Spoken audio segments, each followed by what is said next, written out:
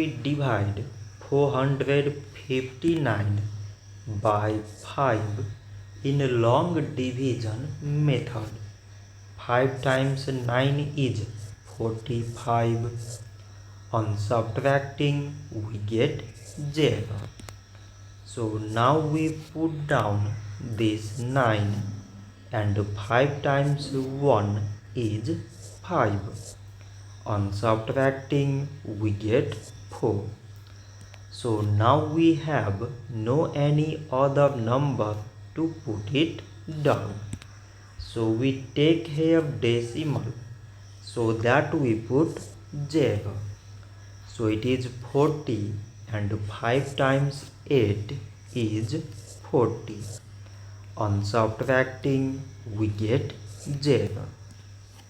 So 459 divided by 5 is 91.8. So this much for today, and thanks for watching.